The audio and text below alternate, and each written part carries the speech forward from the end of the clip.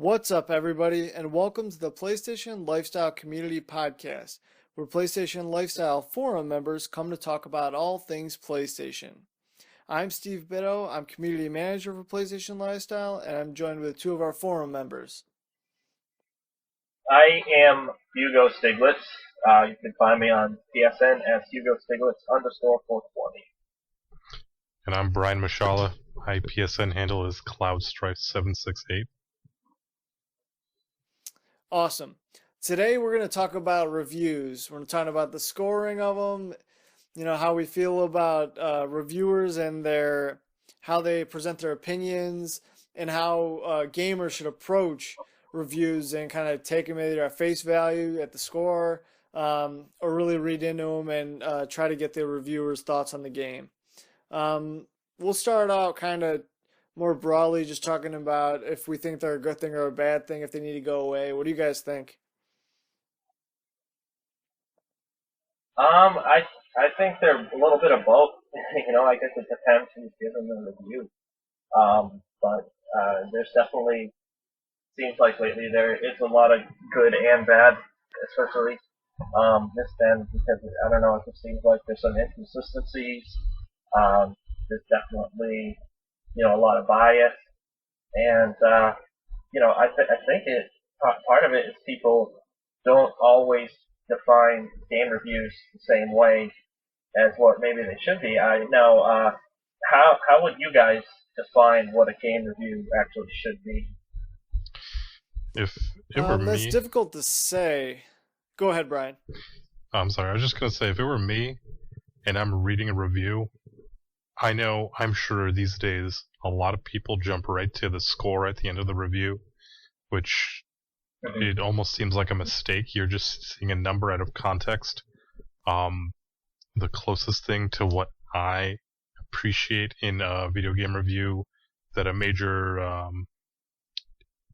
website or any kind of game journal outlet does these days is Kotaku, where they give a yes or a no or maybe. I even think that's too much, too close to a score system, in that there's some kind of imaginary wall between a 6.9 and a 7 that deems whether a game is terrible or tolerable. If I were reading a review, I'd really just want to read it, find out what a game is about, have no score attached to it, no yes, no no, no nothing, just to the points of what the game is about, and that's it. Yeah, that is actually why my personal favorite reviewer is Mark from Classic Game Room on YouTube, because he doesn't do scores. He just presents the game, and he does it from a pretty unbiased point of view. And also, he doesn't do a ton of reviews, so he only reviews like the games he is interested in himself, which is really kind of a point of view all reviewers should have it, because the consumer themselves, they're not going to be buying a game they're not interested in at all. So, obviously they're going to perceive it a little differently than someone that has to do reviews as a job and like they have to play this game. And that's why I think like a lot of reviewers have got jaded over the years. Like it definitely seems that way, because it seems like while an innovative indie, they'll be really lenient with those games and they'll give it a really high score, while another like third-person shooter or AAA game could get absolutely destroyed and hammered and nitpicked to death. I really think that a lot of that is because they've just been played those games so many times that they're sick of them now, and they're not realizing the fact that that doesn't really change the quality of the game. Like that doesn't change how the game should score just because they've done something. They've played that sort of game over and over again in their life, and that's one of the ways that I think bias can affect reviews in a negative way.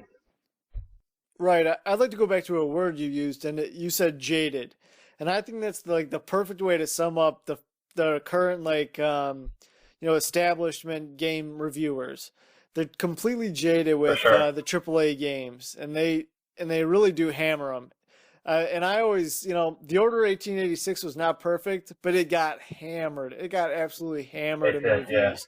for really things I didn't, especially everyone is complaining that games aren't launching in a way that's you know, polished. They all need like patches, and even after the patches, they have all kinds of issues day one. You know, the order Mhm. didn't have that. The order didn't have that. You played right through. There, some people that reported like some small problems, but overall, I know when I played, I didn't have any game breaking issues or anything that, you know, even the frame rate was fine the whole time. You know, and it didn't get any credit Yeah, for that whatsoever. Everyone just focused on the things they didn't like about it, and that was that. So true. Yeah, I think the only patch it ever got was just for a photo mode, which is like, that's just that's like a free DLC kind of, it got in a a way, 20 which is a good megabyte thing. day one deals, or 20 megabyte, or some very small, uh, Oh, was insignificant it? patch day Yeah. one, but I'm sure it was just last minute bug things that came across. It's not like 8 gigabytes like we're getting used to these days, just a little bit. But Yeah. it's funny you mentioned the order. It's one of those games that I guess is more recent in our minds because it recently came out. But one of the things that I've noticed about games like that, which is why I dislike the numbered review score system. If you go to Metacritic, even disregarding the whatever Metacritic score it has right now, and it's becoming a lot more evident with a lot of games lately, where you have this range of scores between, I guess on a 100-point scale, between 30 and 95, and it's I can't think of another game off the top of my head that does this, but I've seen a couple games recently where that's the case, where you have some people that love it, some people who hate it, some people who are in the middle, and when you have on a 100-point scale a spread of 60 points, it's kind of hard to nail the true review. I mean, it shows that regardless of how unbiased reviewers try to be, that they inherently show their bias, whether they know it or not, just based on. I mean, I also understand that everyone's opinions are different, but that kind of spread is just almost too great to be just a coincidence. You know, Definitely. Metacritic should institute something that is able to rule out outliers. Yeah. That might help Because a that's little really bit. when you're looking at statistics, that's what you're supposed to do is kind of figure out what is actually representative of the, you know, average and what isn't. And in that case, it kind of seems like, you know, if there was that big of a range, that those would not really be falling into the average of the actual, you know, thing you're looking at. Yeah, I think they might actually do that for the like user reviews because I'm sure they get countless haters coming in giving it a 0 just because they're like an Xbox fanboy or something. Um, and actually maybe they don't, but it seems like they might. Like, but that's a perfect example of why they probably should do that at least for the user review stuff. But hey, maybe they should do it for the the media reviews as well, because I mean, there definitely are some sites that seem to be completely biased, and one of them is Polygon. Like I've seen them give like PlayStation exclusives that are universally praised, like The Last of Us. They gave it like a 6 or something. It's like, how can they honestly do that? Like, I mean, it's just ridiculous. Like giving that game a 6 while everyone else was giving it 10. I mean, it's pretty obvious. But, well, I don't know if I mentioned, but Polygon is funded by Microsoft. That is a key part of what I'm getting at here. But like, yeah, like that's only one of the examples. I've seen them do it for some other games too. But like, Killzone, I think they gave it like a 5. Knack, they gave it like a 3.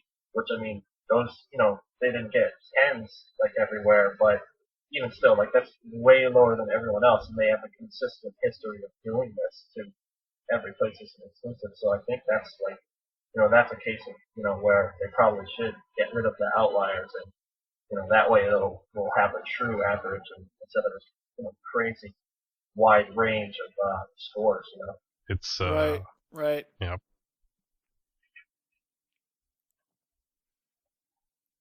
And then also going back to something else you said, the comparing of indies to triple A's. It is a little bit Yeah, ridiculous that they're scored on the same, same scale because it doesn't really make sense, because many reviewers they'll look at like the aesthetic of an indie and just fall in love with it. Whereas like yeah, the super real, again, going back to the Order 1886, super realistic physics and appearance, that's thrown to the back seat because it's only marginally better than the last best thing that we saw. Last of Us is probably what that was on last gen. yeah. Also, they tend to, any game that doesn't innovate, they just hate it. Like they get all over it for not innovating, and it goes the other way too, where if the game does innovate in some way, they'll, just throw all kinds of praise at it just because of the fact that it does something new. And it's because, like I was saying earlier, they do this as a job. They have to deal with all these games. They have to play these games and then put out a review. And sometimes it's like within really, really short deadlines too. And I can imagine, like, even myself, like, I try to, if I ever did reviews, I would try to be as completely objective as possible. If I had to play two games in a two, 10-hour games in a weekend, I probably would be a little biased against them too.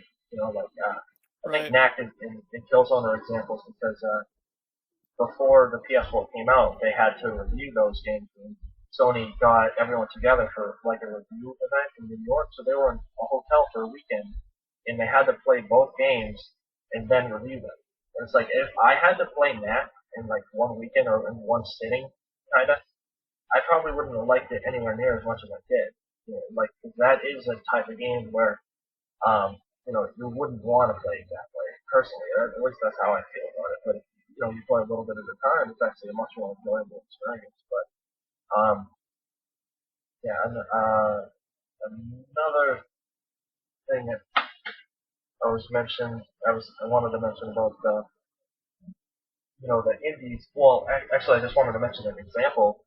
Um, the Telltale games, like those get high praise, high review scores, and they have way more gameplay and technical problems than the Order does. But the Order got hammered for it. You know what I mean? And it's kind of I think that's the perfect example because the Order got hammered for having too many cutscenes, too many scenes where there's just dialogue or exposition. And while The Walking Dead, I mean, pretty much the whole entire game is like that, but it's completely they don't even consider that a negative for it. Like they just realize that that's just the type of game it is. But then they don't do that with the Order, which is kind of ridiculous because I mean I don't understand why they can't just realize that that is the type of game the Order is. So to try to hammer it for being that way is kind of like saying, a basketball game is bad because it has too much basketball. You know what I mean? Because if it's Right. a cinematic game, you can't really give it a hard time for having too many cinematics because that's the genre it is. Like it's a cinematic third-person shooter. So hammering it like that for the reasons they did was kind of really silly. And then, And you know, not to beat a dead horse either, but Telltale Games, like they're working with already made stories, already made franchises. So the true, yeah, Order didn't get, I don't think the Order got nearly enough credit for having to make up all that backstory, all that stuff, like pulling this little bit yeah, of history thread and making this whole world based on it. And all they would do is pick out the for little sure. things that didn't seem to add up in the story. Hmm. Yeah, and the other thing is that I don't think that it got enough credit for the shooting. I mean, personally, I really really enjoyed the shooting in it. I mean, part of it was because of the guns.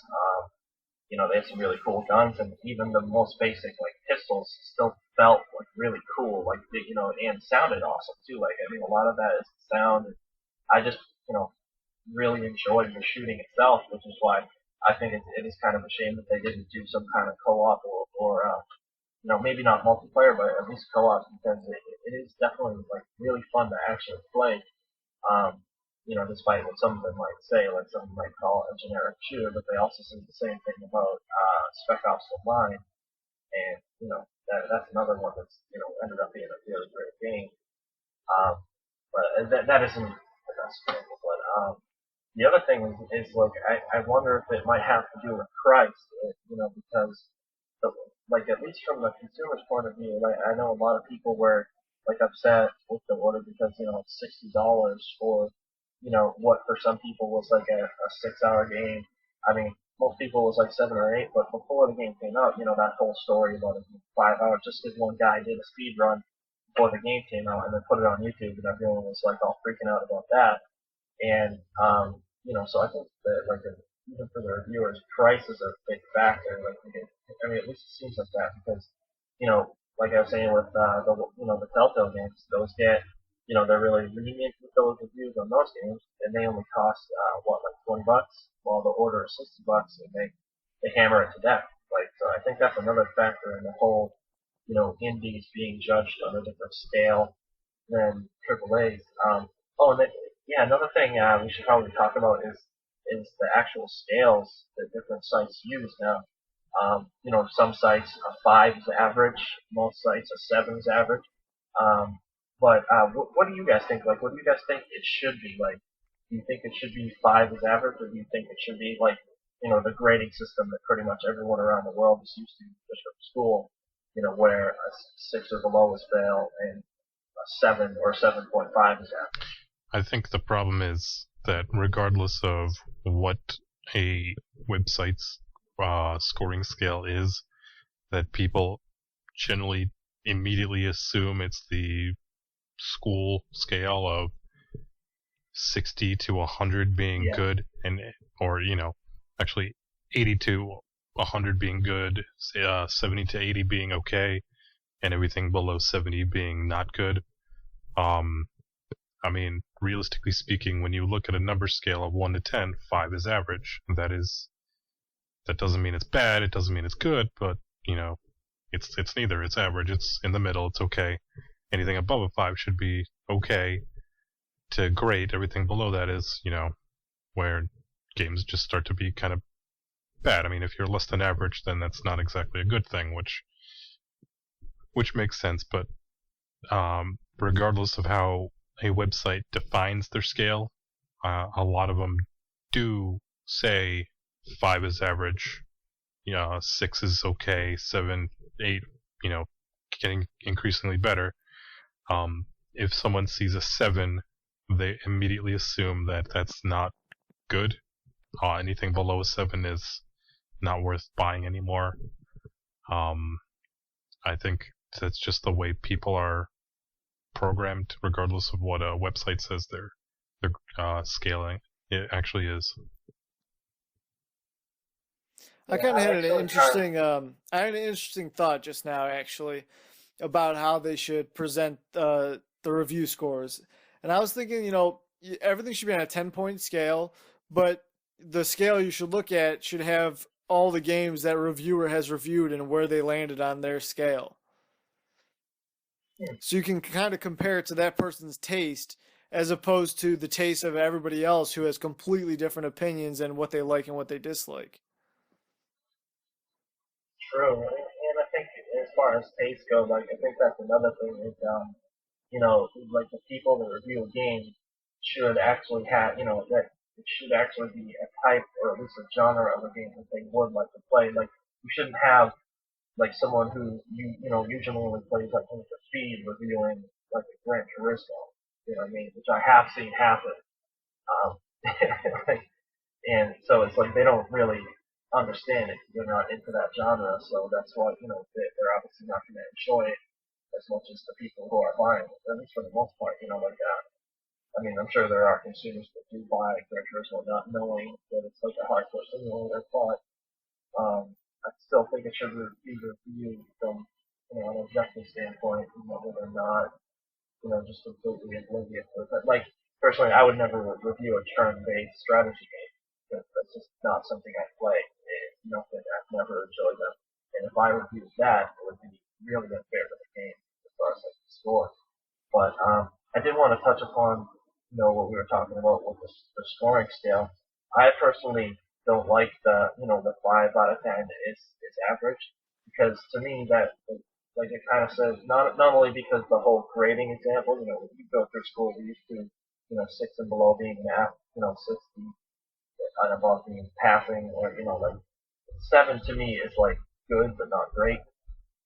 And but like I was saying, like the reason besides that why I think that 5 out of 10 shouldn't be considered average is because that's kind of like half good, half bad, and I just think that that doesn't really apply to games because even like a mediocre game is still mostly good. Like, you know what I mean? Like a totally average game is still more than half good. Like that's the way I look at it. Like I think that saying that it's only 50% is kind of like saying that it's half, bad. And when really like even an average or mediocre game, I think is a little bit above that because that's the kind of experience games were in the first place. Like I feel like anything below 5 would be borderline unplayable. That's Right. how I look at it personally. But what do you think about it, Steven?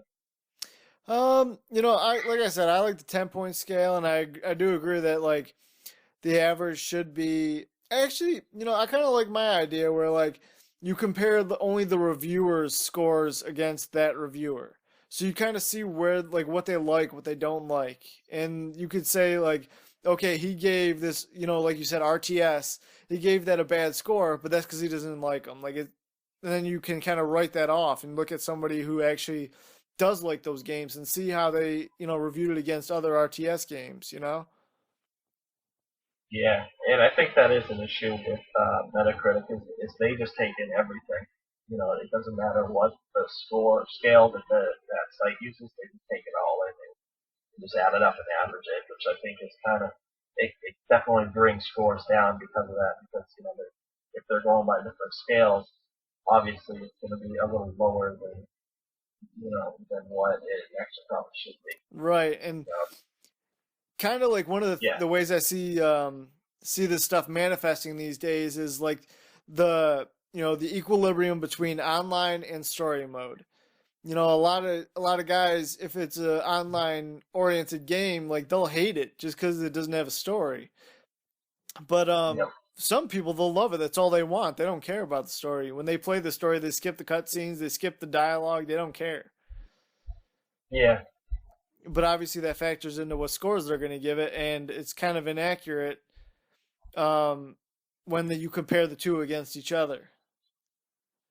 Mhm. Yeah, I think luckily most people that do review games are old enough to enjoy single player and multiplayer.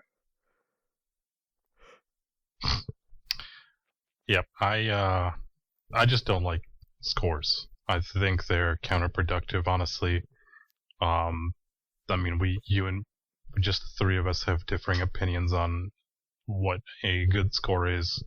You know, just in this conversation alone, I think that regardless of what a scale is, people just have their own expectations on what a number means. It doesn't matter if PlayStation Lifestyle thinks that a 7.0 is a good game. It's not great, but it's good. When people think it's borderline, a C minus or close to failing, anything like that. That's why I I wish that there was no number scale. I realize the need for it for a number of different reasons, from the publisher standpoint, from websites like Metacritic, from investors, investors, and just whoever made the game. It's a lot easier to say and see, oh, hey, our game is averaging an 85. That's pretty damn good. Our money was well invested. Where it'd be a lot more difficult if there were no numbers for someone to say, well, these 7 people tend to generally think this is a good game. So, I see the need for the numbers, but I just wish they didn't exist, because regardless of the reviewer, regardless of anything, there's always going to be inherent bias, and whether it works one way or the other on a game review, whether a reviewer likes a particular genre of game or hates it or what, or they're new to it or they're experienced. There's no such thing as true objectivity. So Yeah. by that regard, Ultimately, yeah, with no score, they'd have to read it. So you're right that's really the best way to get somebody's opinion is to actually read the opinion instead of trying to slap a score on it. yeah, I mean, it would be best. It would if a review just had what a person thought about the game. You know, there are certain people out there in the video game world, in the journalistic industry, that I know what they like. I know their tastes in games. You know, I recognize that when they review a certain type of game, that I will listen to them more about it, or when they talk about a certain type of game, I'll listen to them more about it versus someone who doesn't like a particular game. Um, I I constantly bring this up, but it seems like PlayStation Lifestyle, for example, seems to hate Final Fantasy games because the last several have been reviewed pretty poorly, regardless of the fact that they're decent games. But yeah, that's just one of those things where it's someone's opinion and that's okay, but to say this game was good but it had these flaws, here's a 6, doesn't really make sense to me when you're trying to describe what an experience is, because that's what games are. They're supposed to be experiences, and to put a number on that just doesn't make sense to me. Yeah, and like I was saying earlier, like I personally would never like if I wasn't like a person who would review games, that would not be the type of game I would do. Like I would feel it would be wrong, try to put out a score for a game like that. I don't play that, like for whatever reason, I've just never like turn-based strategy games. Like some of them kind of felt like you're trying to, mess around with the menu, instead of actually like doing the actual like playing.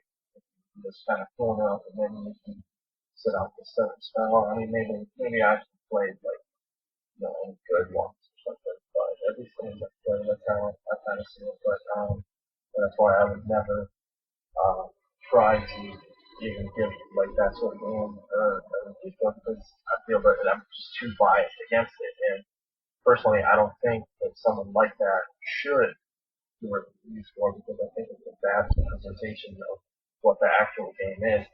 And I don't know where you guys stand on that, but personally, I think game reviews shouldn't be just that person's opinion. Like I think it should be, at least, like you said, it's impossible to be completely objective, and I agree with that. But I do think that people should try to be as unbiased and fair as possible, because in reality, game reviews are used as like a reference, and they're not really even used as opinion pieces. Like although a lot of the time that's what they are, and I think, but they're really used as a reference, for the consumers, for maybe the publishers. I'm not sure how much the publishers pay attention to game review scores, but to me, I think that it should be more of a reference and less of an opinion piece.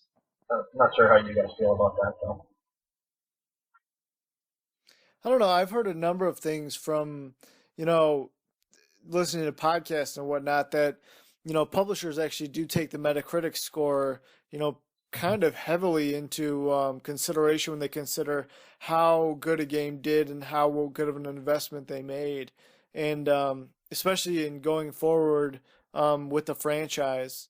Um, so the score, Yeah, you know, and that's kind of what you were getting at was like, it's better to have so many people look at it so you kind of get an average, whereas cause to kind of rule out like one outlier's opinion, and that's I guess that's kind of what Metacritic does in a way, even though it still doesn't rule those out entirely, but you would hope that the sample size is big enough that they would get lost, in the shuffle if the average builds up so high, kind of like a bell curve.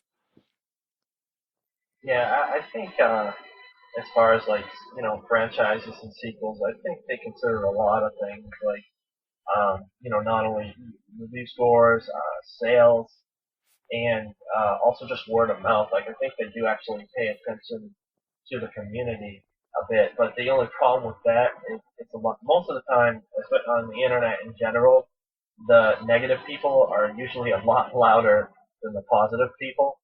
So I think they take that type of stuff with a grain of salt, like whatever they see on forums and stuff like that on the internet. I think that they don't use that like as the word of God. Like they take that stuff with like a grain of salt because I mean you pretty much have to just because of the nature of the internet. I mean, there's a lot of people that people are more likely to go on the internet and write a comment to bitch about something than they are to talk about how much they like something.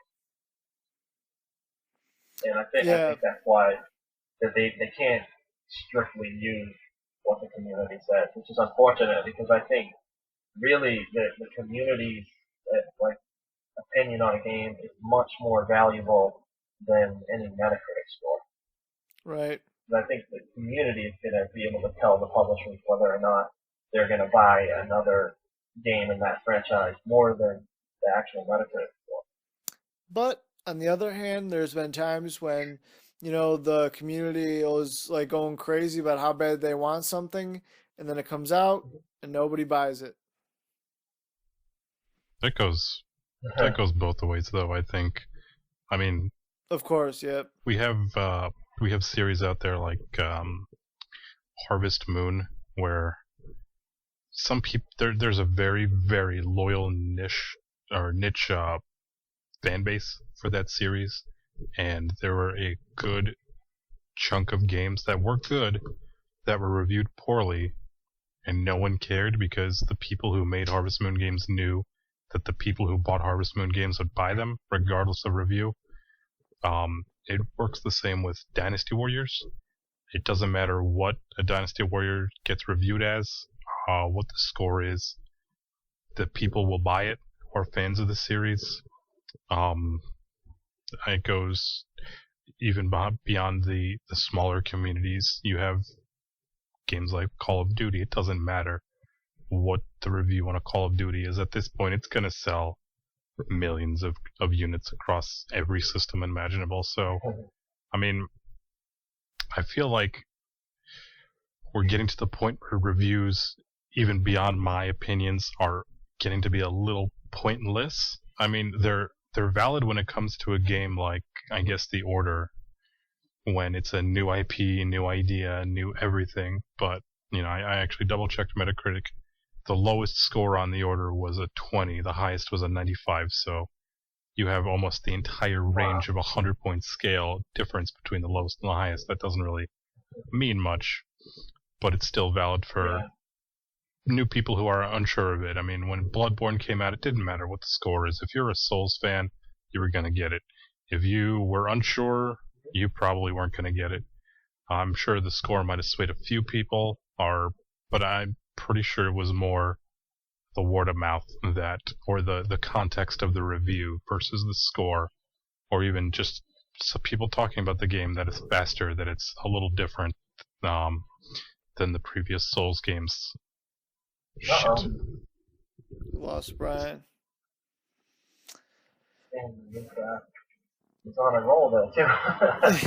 So, little No, technical difficulties here, but I'm actually glad he mentioned Call of Duty.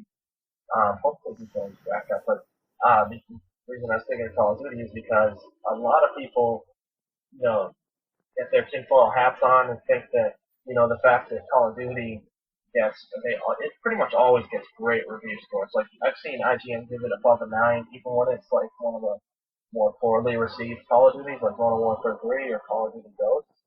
And like that, that's something I wanted to discuss. What do you guys think? Like, do you think that it is true that, some of the larger media outlets do get, they do kind of give games higher review scores if it's like from if it's like a really, really big game, because either they're getting kickback, they want to keep that coming, or simply because they don't want to have, one of the biggest fan bases in gaming at their throats because they gave Call of Duty a 6 instead of a 8 or a 9. I tend to believe that they don't get any type of kickback. That doesn't exist. I think part of it, is like you said, the community. They keep in mind the backlash. Not that they kind of like scale it back per se, but that's probably going through their head while they're playing it. But also with franchises like that, like Brian said, with the Soul series, they have a big fan base. There's people that love those games. So if you grab somebody who loves those games to review it, you know, even like a bad for them might be an 8.5. That's the disappointing Call of Duty game. Yeah, that's exactly what I was thinking myself. Is I don't think the reviewers get kickbacks themselves, but I do think that the people who are in charge of who does what review of what game, I really do think that they do pick the biggest Call of Duty fan to review that Call of Duty, so that way it gets a higher score. But in that way, Activision is happy with them, and then the maybe the media outlet as a whole will get like kickbacks or something. But I definitely don't think that the actual reviewer is being bribed or anything crazy like that. But I think it is possible that the media outlet is, and that's why maybe the manager of said media outlet will, you know, pick the guy who's the biggest Call of Duty fan to review Call of Duty, or pick the guy who's the biggest Battlefield fan to review that, or something, stuff like that. Because it definitely does seem like some games score oddly high compared to the rest of the games or something like that here.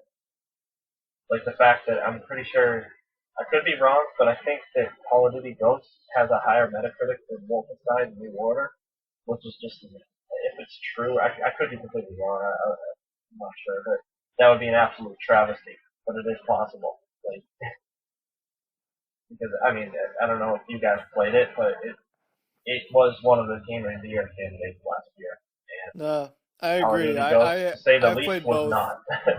Yeah, Yeah, I played both as so well, you and know I what I would mean, agree. yeah. Wolfenstein was way better. Oh yeah, it's not even like Call of Duty Ghosts is pretty much maybe not by everybody, by a lot of people it's considered the worst Call of Duty ever, and just not even a good game. I did like the extinction mode with the aliens, but that's just me. But like otherwise, it was just the worst Call of Duty in years.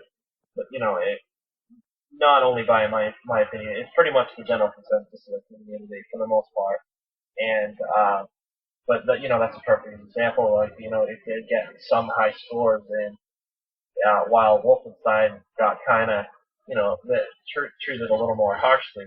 And like I think that's my biggest problem with reviews nowadays is just they just seem so much more inconsistent than they used to be. And also the other thing is like you compare Metacritic of a game from 15 years ago to a game now, and it's just a completely different ball game. Like while games back then they would have all kinds of problems compared to a modern game. While the modern game will get hammered for less, while that game back then got a much higher score. I mean, things change. It's a different era and stuff, and that's a huge factor. But I think that's like another example of how uh, review scores can be totally misleading or inconsistent. Right.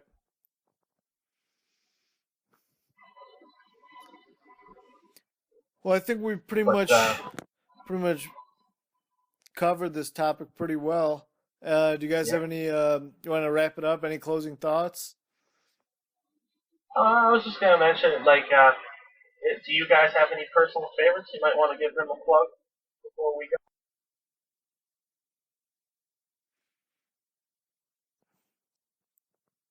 Well, obviously, I'm a fan of PlayStation Lifestyle. I actually, it's one of the things that kind of drew me to the site and got me reading their articles and coming around here. And then I eventually started working here.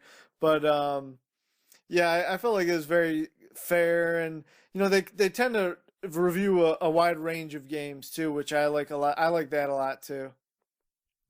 I'm not sure if I have any one particular favorite reviewer. Um, I do like Chandler's reviews more often than not. I also generally tend to respect the opinions of Colin Moriarty when he says a game is good or bad. I usually believe him. Yeah, I agree about Colin too. The thing about Colin's biases though is that he's more than upfront about them. Exactly. That's what I like about him. Is he does have a few quirks, but he's completely upfront about it, and that's why I think you definitely can trust all of his reviews for the most part. I don't think I've ever seen him do a review where I completely disagreed or thought he was doing something wrong. I mean, he's always been pretty fair about his reviews, which is one of the reasons why I think he's one of the best. Right. Well, all right, guys, then we'll end it there. It was fun, and we'll catch up on the flip side. Yep. Read the review. Don't Thanks, guys. read the review, not the number.